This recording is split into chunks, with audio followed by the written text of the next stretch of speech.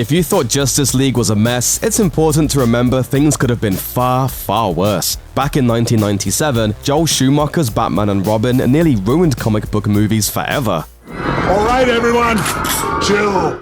But surprisingly enough, it wasn't the worst comic adaptation of that year. CBS took a shot on piloting a TV series called Justice League of America, but the results made Batman and Robin look like The Dark Knight. Why so serious?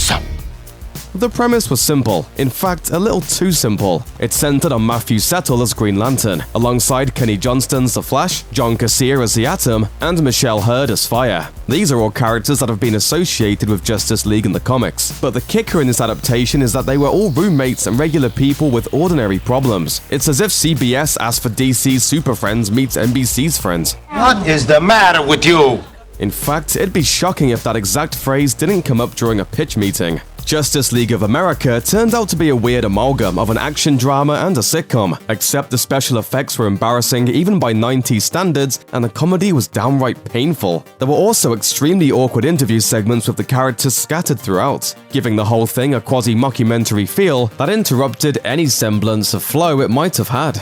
But a lot of the problems came from the would-be series botching the iconic characters at their cores. Green Lantern was shown as a software salesman and was based on Guy Gardner from the comics while looking more like the Kyle Rayner version and being as dull as Hal Jordan from the Super Friends cartoon. If it's a just you want, it's a just you'll get. Meanwhile, The Flash was depicted as struggling with unemployment despite his super speed. The Atom was a science teacher who could shrink himself small enough to fix an old-school TV. And Fire was a struggling actress who definitely dressed up as a banana for a commercial audition. Then there was Martian Manhunter, played by David Ogden Stiers from MASH, whose face was always covered with a budget version of what Jim Carrey wore in The Mask. Although that might all sound a little like some hokey remake of The Incredibles, it wasn't. It wasn't good enough!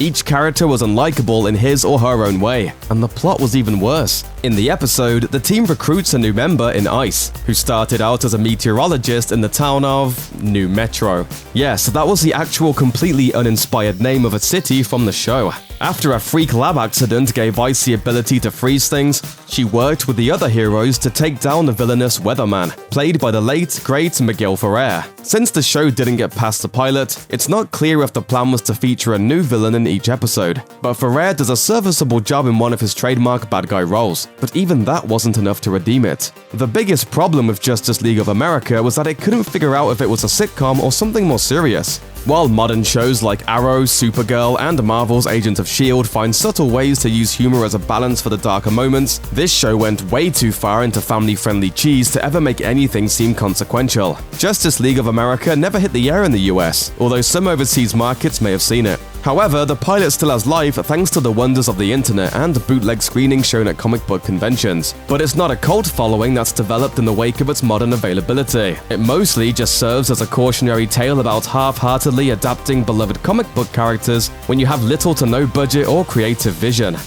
I just pushed some people and run away. We were all into different stuff 2 decades ago, but it's difficult to believe anyone would have ever been into this.